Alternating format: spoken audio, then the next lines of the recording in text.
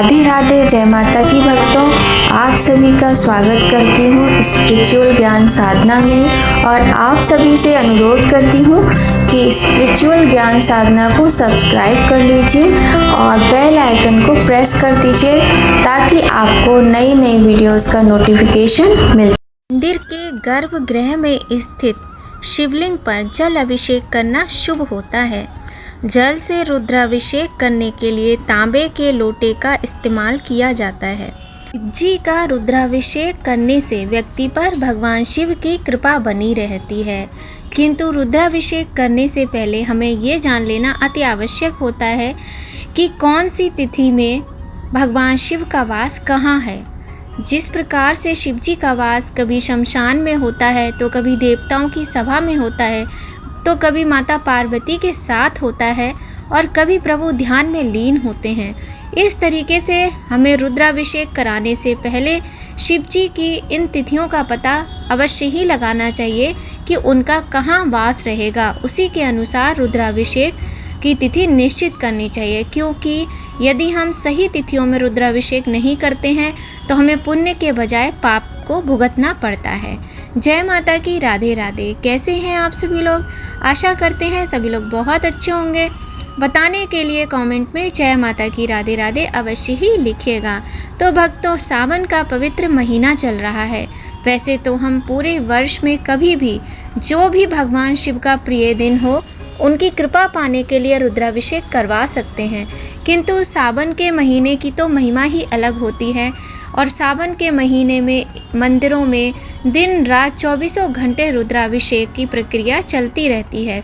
किंतु क्या ऐसा है कि हम किसी भी दिन, किसी भी समय, किसी भी तिथि में रुद्राभिषेक करा सकते हैं, या कोई विशेष दिन होता है तभी हमें रुद्राभिषेक कराना चाहिए? इसी प्रकार की बहुत सारी बहुत ही महत्वपूर्ण जानकारी आज की वीडियो में हम लेकर आए हैं, जो कि आपके साथ शेयर करने वाले हैं। तो आप सभी से सबसे पहले निवेदन करते हैं कि यदि चैनल पर पहली बार आए हैं तो चैनल को सब्सक्राइब कर लीजिए और बेल आइकन को प्रेस कर दीजिए ताकि आपको महत्वपूर्ण वीडियोस का नोटिफिकेशन समय पर मिलता रहे। तो भक्तों, आज की वीडियो में हम बहुत ही सुंदर विषय लेकर आए हैं कि भगवान शिव का रुद्राभिषेक करने से व्यक्ति पर शिव जी की कृपा बनी रहती है। रुद्राभिषेक का विशेष महत्व होता है, इसलिए इसके खास तिथि पर ही करना चाहिए, क्योंकि भगवान शिव का वास अलग अलग तिथियों पर अलग अलग जगह होता है। इसलिए तिथि के अनुसार ही भगवान शिव का अभिषेक करना चाहिए, वरना व्यक्ति को कभी कभी मृत्यु तुल्य कष्ट का सामना भी करना पड़ सकता है। तो आज की वीडियो में हम जानेंगे कि भगवान शिव का रुद्राभिषेक हमें किस तिथि में करना चाहिए जो शुभ फलों की प्राप्ति हो। आइए प्रारंभ करते हैं वीडियो। भगवान शिव का रुद्राभिषेक करना बहुत ही लाभकारी होता है। रुद्राभिषेक से साधक में शिव तत्व का उदय होता है। साथ ही व्यक्ति को रुद्राभिषेक करने से भगवान शिव का आशीर्वाद प्राप्त होता है और सभी मनोरथ पूर्ण होते हैं। लेकिन रुद्राभिषेक कुछ विशेष तिथियों पर नहीं करना चाहिए। यदि आप ऐसा करते हैं तो व्यक्ति को मृत्यु तुल्य कष्ट मिलता है। विभिन्न तिथियों पर शिव जी का निवास अलग अलग होता है, इसलिए रुद्राभिषेक तभी करें जब शिव जी का निवास करना मंगलकारी होता है। कृष्ण पक्ष की प्रतिपदा, अष्टमी, अमावस्या और शुक्ल पक्ष की द्वितीया पर भगवान शिव का निवास अलग अलग जगहों पर होता है। रुद्राभिषेक तभी करें जब शिव का निवास मंगलकारी हो। आइए जानते हैं किस दिन भगवान शिव की तिथि अनुसार रुद्राभिषेक करने से क्या फल मिलता है। कृष्ण पक्ष की प्रतिपदा, अष्टमी, अमावस्या व शुक्ल पक्ष की द्वितीया और नवमी पर भगवान शिव माता गौरी के साथ रहते हैं। इन तिथियों पर रुद्राभिषेक करने से सुख और समृद्धि की प्राप्ति होती है, जबकि कृष्ण पक्ष की चतुर्थी, एकादशी और शुक्ल पक्ष की पंचमी और द्वादशी तिथि को भगवान शिव का निवास कैलाश पर्वत पर होता है। इन तिथियों पर रुद्राभिषेक करने से सुख और परिवार में आनंद मंगल की प्राप्ति होती है। तिथियों का बहुत अधिक महत्व होता है। कृष्ण पक्ष की पंचमी एवं द्वादशी तिथि और शुक्ल पक्ष की षष्ठी एवं त्रयोदशी तिथि को भगवान शिव नंदी पर सवार होकर माता पार्वती के साथ पृथ्वी का भ्रमण करते हैं। इन तिथियों पर रुद्राभिषेक करने से अभीष्ट सिद्धि और विशेष मनोकामना की प्राप्ति होती है। कृष्ण पक्ष की सप्तमी व चतुर्दशी और शुक्ल पक्ष की प्रतिपदा, अष्टमी और पूर्णिमा को शिवजी शमशान में समाधिस्थ होते हैं। इस समय शिवजी का यदि कोई आवाहन करता है तो उस व्यक्ति पर मृत्यु तुल्य कष्ट दूर होते हैं। कृष्ण पक्ष की द्वितीया, नवमी और शुक्ल पक्ष की तृतीया और दशमी को शिवजी देवताओं की समस्याएं सुनते हैं। इन तिथियों पर रुद्राभिषेक करने से दुख मिलता है। कृष्ण पक्ष की तृतीया और दशमी और शुक्ल पक्ष की चतुर्थी और एकादशी को शिवजी क्रीड़ारत रहते हैं। इन तिथियों पर रुद्राभिषेक करने से संतान को कष्ट होता है, इसलिए इस दिन भगवान शिव का अभिषेक आदि करने से बचना चाहिए।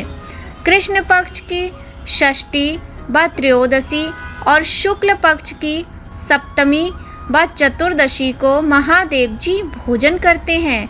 इन तिथियों पर रुद्राभिषेक करने से पीड़ा मिलती है। इसके अलावा महाशिवरात्रि, प्रदोष और श्रावण सोमवार को रुद्राभिषेक किया जा सकता है। श्रावण मास रुद्राक्ष धारण करने के लिए भी सर्वोत्तम महीना माना जाता है। तो भगवान शिव के रुद्राभिषेक की बहुत अधिक महिमा है और हम देखते भी हैं कि प्रायः सावन के दिनों में रुद्राभिषेक का बहुत अधिक महत्व माना जाता है और हर जगह मंदिरों में, घरों में रुद्राभिषेक लोग करवाते हैं। किंतु हमें ये सारे पूजा पाठ कराने से पहले, ये सारे आयोजन कराने से पहले किसी विद्वान ब्राह्मण से इस प्रकार की जानकारी अवश्य ही ले लेनी चाहिए कि इस तिथि में यदि हम करवाना चाह रहे हैं तो कोई समस्या तो नहीं है, क्या हम करवा सकते हैं रुद्राभिषेक या नहीं। रुद्राभिषेक का संबंध प्रत्यक्ष रूप से भगवान शिव से है। उन्हें रुद्र अवतार भी माना जाता है। रुद्राभिषेक अर्थात रुद्र का अभिषेक यानी शिवजी का अभिषेक करना हिंदू धर्म शास्त्र के अनुसार मनुष्य के द्वारा किए गए पाप ही उसके दुखों का कारण बनते हैं। ऐसा माना जाता है कि व्यक्ति की कुंडली में मौजूद पापों से छुटकारा पाने के लिए यदि रुद्राभिषेक किया जाए तो उससे विशेष लाभ की प्राप्ति होती है। इसके साथ ही इस क्रिया के माध्यम से व्यक्ति अपने निजी जीवन से जुड़े दुखों से निजात भी आसानी से पा सकते हैं। भोलेनाथ को परम दयालु माना गया है। वे अपने भक्तों की श्रद्धा को देखते हुए उन्हें जल्द ही आशीर्वाद देकर उनके समस्त प्रकार के कष्ट दूर कर देते हैं। आज की वीडियो में हमने बहुत ही सुंदर जानकारी प्राप्त की कि रुद्राभिषेक हमें हर दिन इस बिना सोचे समझे नहीं कराना चाहिए।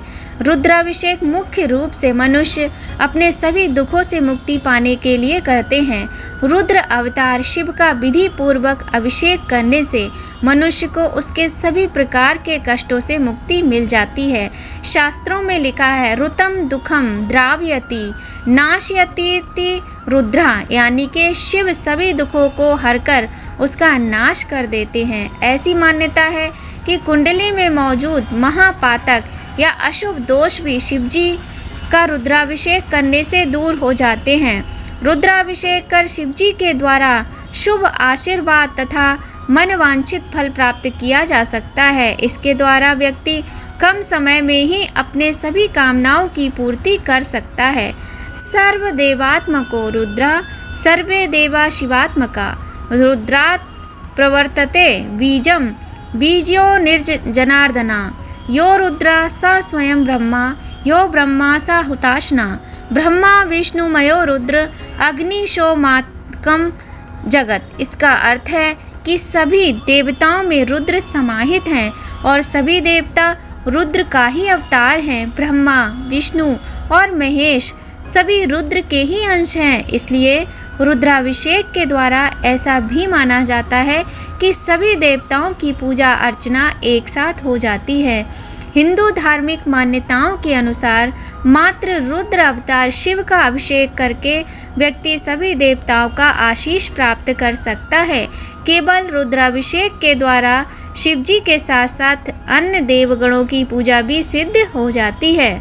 रुद्राभिषेक के दौरान मनुष्य अपनी विभिन्न कामनाओं की पूर्ति के लिए भिन्न प्रकार के द्रव्यों का प्रयोग करते हैं। शिवजी का रुद्राभिषेक यदि जल से किया जाए तो इससे धन प्राप्ति की मनोकामना पूरी होती है। आर्थिक लाभ प्राप्त करने या बैंक बैलेंस के लिए शहद और घी से रुद्राभिषेक करना फलदायी माना जाता है। वहीं लक्ष्मी प्राप्ति के लिए, अपार धन संपदा की प्राप्ति के लिए गन्ने के रस से भगवान शिव का अभिषेक करना बहुत ही अच्छा माना जाता है। बहुत सारी सामग्रियां होती हैं जिनसे भगवान शिव का रुद्राभिषेक किया जाता है अलग अलग प्रकार की मनोकामनाओं को पूर्ण करने के लिए। किंतु कुछ भी करने से पहले हमें हर चीज़ का अच्छे से ज्ञान होना चाहिए, तभी हमें वो कार्य करना चाहिए। तो इस प्रकार से आज की वीडियो में हमने जाना कि हम रुद्राभिषेक तो कराना चाहते हैं, किंतु हमें कराने से पहले तिथियों का विशेष ध्यान देना चाहिए। इसके लिए हमें किसी पुरोहित, किसी बहुत बड़े विद्वान से समय मांग लेना चाहिए, उनसे निश्चित करवा लेना चाहिए कि कौन सी तिथि में हमें करना है और किस प्रकार से हमें करना है। पूर्ण ज्ञान होने पर ही हमें कोई भी अनुष्ठान को करने की सोचनी चाहिए, है ना। तो पूर्ण जानकारी बहुत ज़रूरी होती है। देखिए, अधूरा ज्ञान सदैव ही बहुत अधिक नुकसानदायक होता है।